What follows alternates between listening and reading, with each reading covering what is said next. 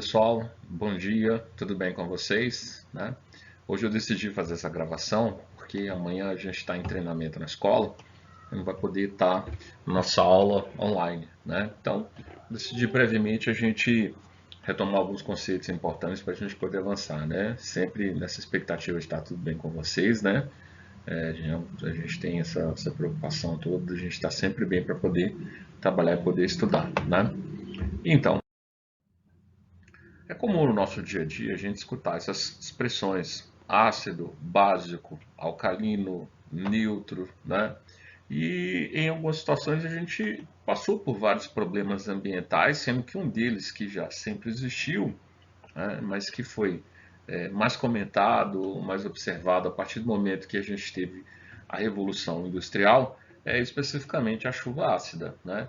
Por natureza, toda chuva é ligeiramente ácida, mas quando ela tem um pH muito baixo, ela passa a ser classificada como tendo esse critério de chuva ácida, causadora de danos, de problemas ambientais dentro do nosso mundo.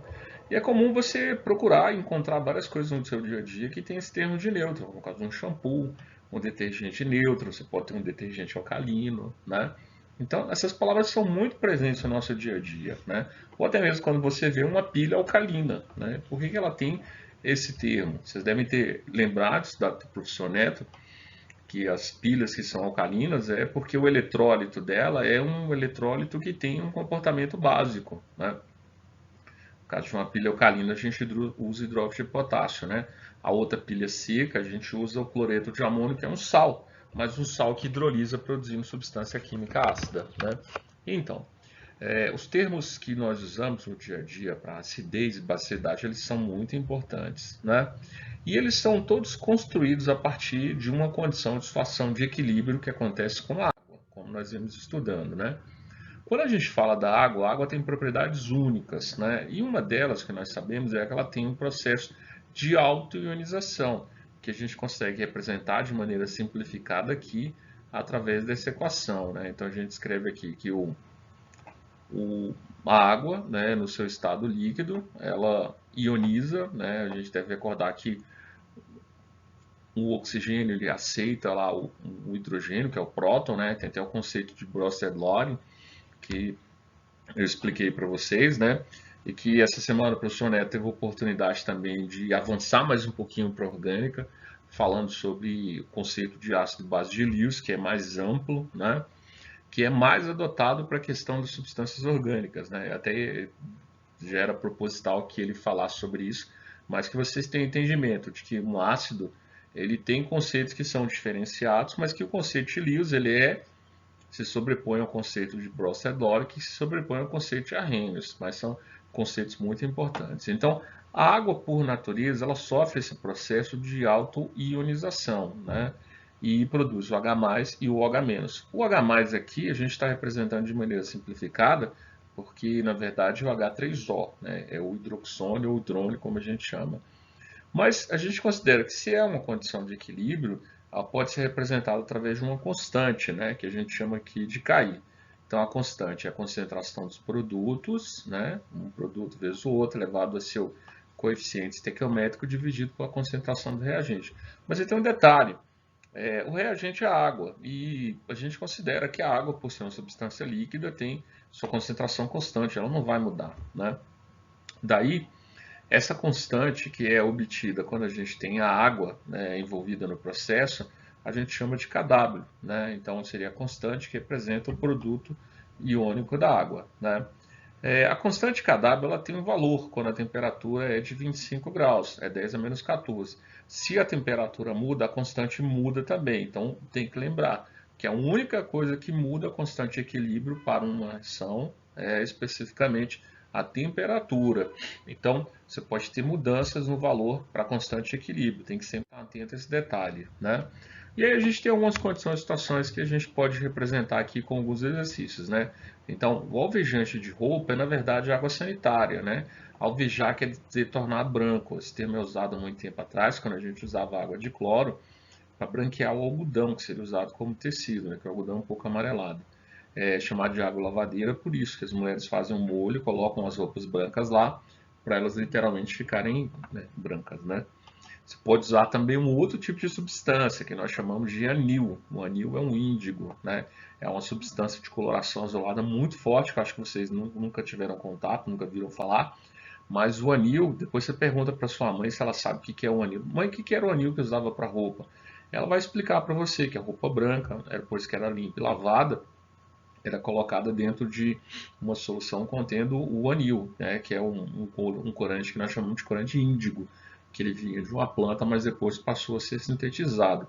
E esse corante, ele, quando enxaguado a roupa branca com ele, e depois exposto a roupa branca ao sol, ela interagia, né, devido à presença lá das ligações duplas que existem lá na molécula orgânica, duplas conjugadas, ele absorvia as cores todas, né, e, não todas as cores, não, absorvia as cores e refletia uma cor azulada muito fraquinha, tendendo mais para o branco, né, e aí a gente passa a ter essa condição de ter um material que a gente considera hoje como sendo um branqueador óptico, né? Está muito presente em detergentes, como é o caso aí do sabão em pó, né? Apesar de que a palavra sabão em pó você sabe que é errado, mas sabão em pó ele tem um branqueador óptico, uma substância que vai refletir para você a cor branca. Interessante quando você vai numa boate ou você vai num local que tem luz ultravioleta, né? Que as pessoas que estão com a roupa branca, você percebe na hora que ela fica azulada, né? Justamente por causa dessa relação que existe entre a luz e o corante que está lá dentro. Mas nesse caso ele afirma que o alvejante tem 1 vezes 10 a menos 4 mol por litro, né? Então isso aqui é especificamente o que? A concentração de íons OH-, né? Aí ele pergunta qual a concentração de H+. Aí você vai lembrar que a constante Kw ela corresponde à concentração de H+, né, multiplicado pela concentração de OH-, né? Como nesse caso nós temos especificamente, né, que o OH- é 10 a menos 4, né? E a constante Kw ela não muda, então a multiplicação de um valor vezes 10 a menos 4 tem que ser especificamente igual a 10 a menos 14. Então a gente substitui os valores, como vocês podem observar, e a gente percebe que o valor, né, operacionalizando, vai ser 10 a menos 14 dividido por 10 a menos 4, e por consequência a gente tem o valor obtido aqui, que é 10 a menos 10 mol por litro, né? Então a gente vai lá e marca a letra C como sendo a resposta correta. Então, tem que lembrar sempre que se a concentração de H+ aumenta, a concentração de OH- diminui, tá? E vice-versa, porque a constante não muda. Então, se uma pessoa falar para você, eu tenho uma substância química, uma solução aquosa ácida, se ele falar para você, não existe OH- nessa solução, é verdade, existe. Só que a quantidade é muito pequena, a gente está falando de 10 a menos 10, é um número muito baixo, mas existe, né? Então, aqui ele pede para a gente representar a expressão do Kw, né? Então se lembra que a constante é produto sobre reagente. Então o H+ multiplicado pelo H- multiplicado, né? O H+ multiplicado pelo H- corresponde ao valor do Kw, né? E que quando a gente considera que um meio é neutro, a gente, como eu mencionei na aula passada, as concentrações de H+ e de OH- elas são equivalentes a 10 a menos 7, porque o produto das duas tem que ser 10 a menos 14. Toda vez que você tiver igualdade, né, aqui no caso a gente está falando que é 10 a menos 7 por causa da temperatura de 25 graus. Se o Kw tivesse outro valor, tivesse, por exemplo, um valor que é 10 a menos 20, aí você ia falar que a concentração de H+ vezes a concentração de OH- é igual a 10 a menos 20. Então, nesse caso, para ser neutro, as quantidades tinham que ser 10 a menos 10 os ambos, né? Então a gente fala que é neutro. Quando a concentração de H+ é maior do que a de OH-, a gente fala que a solução ela é uma solução ácida, tá? E aí você vai observar que um aumenta e o outro diminui. Para soluções básicas, o contrário. A concentração de íons OH- é menor, né? E você pode ter um raciocínio lógico em função disso, como aqui nessa questão. Ó. Ela fala assim, ó, observando a tabela abaixo, quem são os líquidos que têm caráter ácido apenas, né? Então, assim, quando ele fala caráter ácido, é porque predomina o comportamento ácido, né? Então, você vai olhar aqui aonde o H+ ele é maior do que o H-. Então, no caso do leite, não, né? No caso da água do mar também não, né? Aqui 10 a menos 8 não é maior que 10 a menos 6. É o caso da Coca-Cola, né? Do café, no café realmente ele é ácido, né? A lágrima é neutra e a água de lavadeira não. Então a gente teria esses dois, o café que foi preparado e a Coca-Cola como sendo substâncias ácidas, a partir desse parâmetro que é H+ e OH-. H-, né? Mais uma questão para a gente ver. O leite azeda com transformação da lactose em ácido lático por ação bacteriana, né? Então você faz esse procedimento para azedar o leite, e tem alguns produtos que são feitos por fermentação, iogurte, né? Leites fermentados que tem um sabor normalmente azedo. E aí o que ocorre? Ele pergunta para a gente a consequência disso, né? Então, quando você tem a conversão de lactose em ácido lático, você tem um aumento da concentração de íons H+. Aumenta o H+, e, por consequência, você diminui os íons OH-, que são chamados de hidroxilas ou oxidrilas, tá? Pode ter segundo termo, então a gente tem a marcação desses dois. E em algumas situações nós podemos encontrar casos em que você tem que recordar aqueles conceitos que nós aprendemos sobre soluções, especificamente sobre mistura de soluções, onde você avalia o que ocorre mediante um processo de diluição, como aqui, ó. Se você mistura 100 ml de suco de laranja, que tem uma concentração ácida de 0,6 mol por litro de H+, com 200 ml de suco de laranja que tem uma concentração de 0,3, que pode ter essa variação dependendo do local onde a laranja foi plantada, né? Nesse caso, você tem que observar que você está fazendo uma mistura de soluções que apresentam o mesmo soluto, que no caso é o H+. Então, tem-se uma questão de aditividade. Então, a gente vê o seguinte, ó. O volume inicial aqui é 100 ml, a concentração é 0,6, o volume da segunda é 200 ml, a concentração é 0,3, né? E o volume final vai corresponder ao somatório dos dois, 300 ml.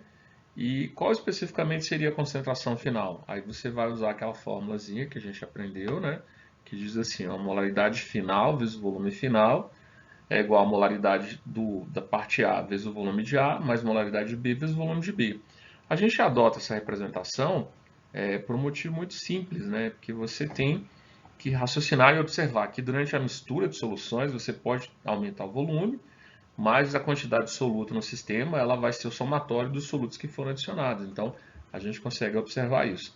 Substituindo os valores, calculando ali quanto que é para cada um, a gente pode descobrir aqui especificamente que nós temos uma concentração de H+ equivalente a 0,4 mol por litro, né? Então a gente vai lá e marca que a concentração é 0,4 mol por litro. Nesse caso aqui, né, ele marcou a solução completamente neutra, porque, né, a gente sabe que a concentração de H+ é 0,4, né, concentração de H+.